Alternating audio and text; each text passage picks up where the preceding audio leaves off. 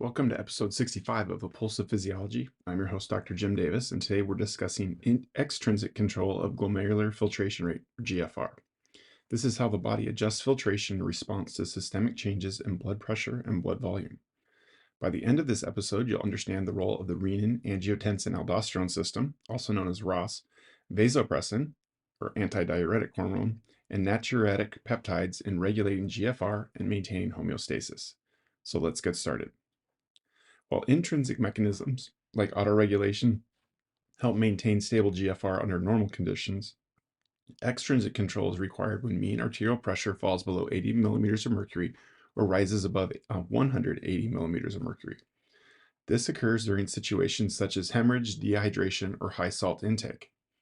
The goal of extrinsic control is to preserve blood pressure, or mean arterial pressure, and ensure adequate filtration and urine output by adjusting afferent and efferent arterial diameter, sodium and water reabsorption, and systemic vascular resistance. Now, there are two types of extrinsic control of GFR: neural control and hormonal control. With neural control of GFR, the sympathetic nervous system plays a role in regulating GFR under stress or significant blood pressure changes. When mean arterial pressure drops significantly, such as what happens with hemorrhage or dehydration, the sympathetic nervous system is activated, which causes vasoconstriction of the afferent arteriole, which ultimately reduces GFR to conserve fluid. Now, it's important to know that this sympathetic activation will also increase heart rate, increase stroke volume, and increase total peripheral resistance, which will increase pressure. But because of this vasoconstriction of the afferent arteriole, it'll actually reduce GFR. The sympathetic nervous system also stimulates the release of renin, which we'll talk about in a moment, and this initiates the renin-angiotensin-aldosterone system to restore blood volume and blood pressure. It's also important to know that the reverse is true, that if blood pressure is really high, sympathetic activation decreases, which will allow that afferent arteriole to dilate, which will increase GFR, ultimately to get rid of excess fluid. Now, RAAS is a key hormonal regulator of blood pressure, sodium balance, and GFR. And there are three primary steps with the activation of this. First, there's renin release, which comes from the kidneys. Renin release is triggered by low blood pressure, low sodium, and/or sympathetic nervous system activation. Renin will convert angiotensinogen, which is produced by the liver, into angiotensin 1. The second step occurs as a result of angiotensin converting enzyme, or ACE, which is produced in the lungs. ACE converts angiotensin 1 into angiotensin 2. And then the third part is the effects of angiotensin 2. It has several effects. First, it causes vasoconstriction of blood vessels, including that afferent arteriole, which will reduce GFR. Second, it will stimulate aldosterone release from the adrenal cortex, which will affect sodium concentration, which we'll get to in just a second. Angiotensin 2 also stimulates the release of antidiuretic hormone from the posterior pituitary, which will affect water reabsorption. And finally, angiotensin 2 will increase thirst, which promotes fluid intake. So with aldosterone and sodium reabsorption, aldosterone is stimulated by the release of angiotensin 2 and/or high levels of potassium or low levels of sodium. Aldosterone acts on the distal tubule and collecting duct to increase sodium reabsorption and potassium secretion, and it does this via sodium-potassium pump.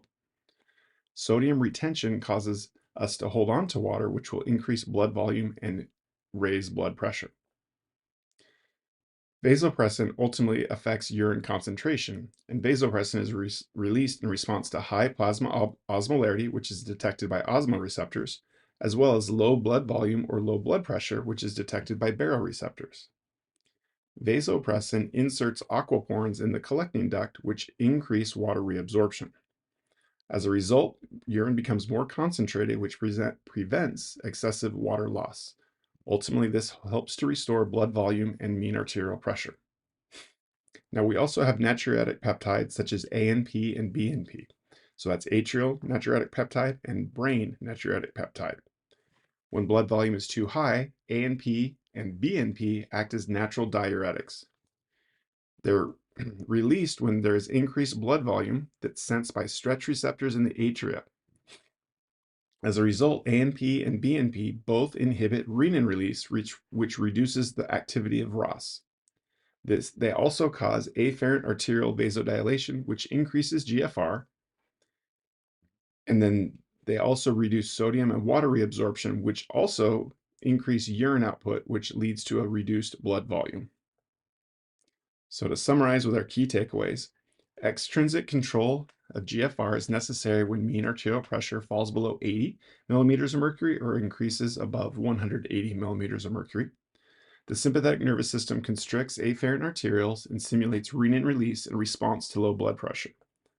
The renin-angiotensin-aldosterone system increases blood pressure by stimulating vasoconstriction, aldosterone release, and ADH secretion.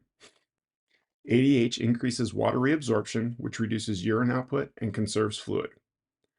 ANP and BNP counteract renin-angiotensin-aldosterone, or the RAAS system, by increasing GFR and promoting sodium and water loss. And so with that, we're done for episode 65. I hope this episode has helped clarify how the body regulates GFR in response to systemic changes in blood pressure and volume. Join me next time for episode 66, where we'll explore body fluid compartments and their role in fluid balance. Until then, keep questioning, keep exploring, and stay curious.